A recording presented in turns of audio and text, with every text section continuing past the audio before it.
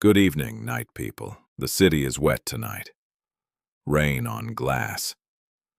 Tires through puddles. Neon trembling in the gutter like something alive.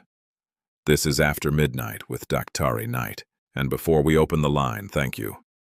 Because of you, Season 2 is following the success of Season 1 and once again carrying this strange midnight signal into homes, cars, motel rooms, hospital corridors, and lonely apartments across America.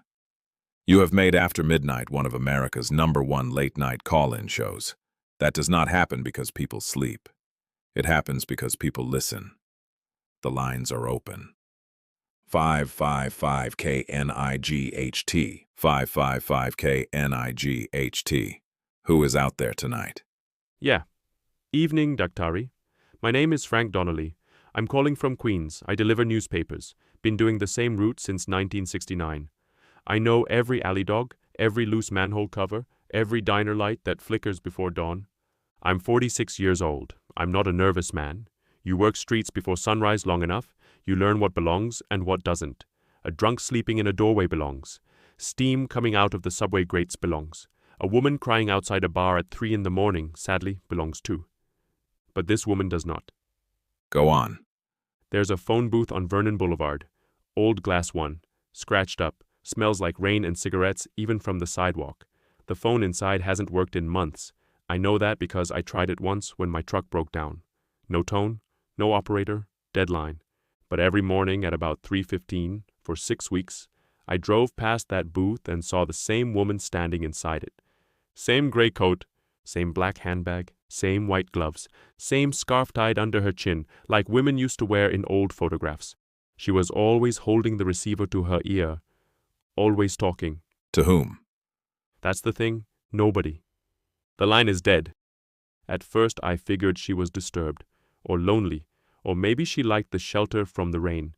New York teaches you not to interfere unless someone is bleeding, screaming, or standing directly in front of your bumper. So I drove on. Morning after morning, I drove on. There it is. Yeah, that's why I called. Because it sounds simple when you say it like that. I drove on. But after a while, it started getting under my skin. She was always there before I arrived. Always gone when I came back through. Never looked at the truck. Never waved. Never stepped out. Just stood inside that booth with one hand on the receiver and the other hand pressed flat against the glass. Like she was waiting for someone to notice. And did you? Eventually. 2 nights ago, I slowed down. Not stopped. Just slowed. She turned her head. First time she moved. Daktari, I have seen frightened people. I have seen people hear bad news. I have seen mothers outside hospitals at 4 in the morning. Her face was worse than that. She looked relieved. That scared me more than if she had looked angry. Why? Because relief means expectation. It means she thought I was supposed to stop. I didn't. I kept driving. Careful. I know. Last night I told myself if she was there again, I would stop. I even rehearsed what I'd say. Lady, do you need help? Simple. Human. But last night the booth was empty. No woman, no gray coat, no handbag. Just the booth standing there under that busted street lamp. And as I got close, the phone started ringing. No. Yes, a disconnected phone, in an empty booth, ringing. I pulled over so fast the bundles slid off the passenger seat. I sat there with the engine running and watched that phone ring and ring. I don't know how long. Maybe 10 seconds. Maybe a minute. Then I got out. Rain was coming down sideways. I walked over to the booth. The glass was fogged from the inside. From the inside, Daktari. Like someone had just been breathing in there. Did you answer? Yes. I picked up the receiver. The line crackled. Then a woman's voice said, I knew eventually somebody would stop. I dropped the phone. I'm not ashamed to say that. I dropped it and stepped back into the street like I'd been burned. Then I heard her again, faint, coming from the receiver swinging on the cord. She said, please tell them I waited. Who is them? I don't know. That's what's been eating me alive. I went home after my route and couldn't sleep, so this afternoon I went to the library, looked through old local papers on microfilm. I don't even know what I was searching for. Phone booth, missing woman, Vernon Boulevard. And then I found her, a clipping from 1973. Her name was Rose Callahan, 29 years old, worked as a waitress at a diner near the river, last seen leaving work after midnight. Witness said she stopped at a phone booth to make a call, then vanished. No arrest, no body, no answers. And the photograph? Same woman, same scarf, same coat, same face I saw through the glass. Frank, listen to me. You are not being asked to solve her disappearance. You are being asked not to ignore it. There is a difference. I know. I think I know. But what do I tell the police? That a dead woman called me from a phone booth? They'll laugh me out of the station. Then don't begin with the dead woman. Begin with facts. The clipping. The location. The pattern. The disconnected phone. The fact that someone may still remember something. Truth does not always arrive wearing a badge. Sometimes it arrives as a detail no one bothered to connect. There's one more thing. Say it. Tonight, before I called you, I drove past the booth again. She was back, but this time she wasn't inside. She was standing outside it, in the rain, facing the road. Where are you now? Parked half a block away. Is she still there? Yes.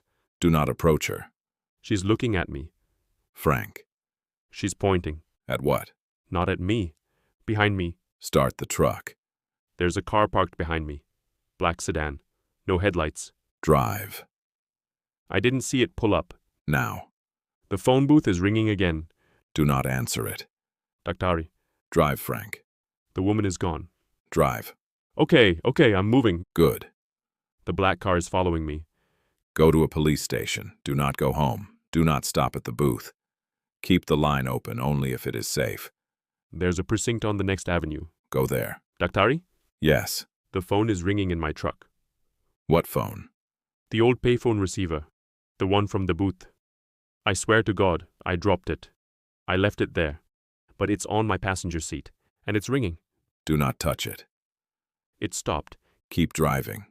There's writing on the glass. What glass? My windshield. In the rain. Like someone wrote it from the outside. It says, "Tell them I waited." Frank, I'm at the precinct. Go inside. I'm going. Now. Good evening, night people. That was Frank Donnelly from Queens, a man who passed the same phone booth for 6 weeks and finally stopped on the night the woman was gone. Maybe Rose Callahan was a ghost. Maybe she was a memory. Maybe she was only the shape guilt takes when a city drives past too many unanswered cries for help. But remember this. A stranger in a phone booth is still a stranger. A ringing phone is still a choice. And sometimes the most haunting sentence in any city is not, "I saw something." It is, "I kept going." This has been After Midnight with Daktari Knight, sponsored by Amazon author Bradley W. Deacon. And before we switch off the studio lights, a final word about our sponsor. Amazon author Bradley W. Deacon is the creator of the upcoming cybercrime trilogy, available for pre-order on Amazon. A former federal agent, former cybercrime lawyer, university lecturer, and government cybercrime analyst, Bradley has spent decades inside the real world of investigations, digital evidence, criminal networks, and the dark places technology can take us. His fiction does not guess at tomorrow. It recognizes the danger already arriving. The cybercrime trilogy blends real-world cybercrime, digital forensics, international investigation, and edge-of-your-seat suspense from an author who has lived close enough to the truth to know how frightening it can be.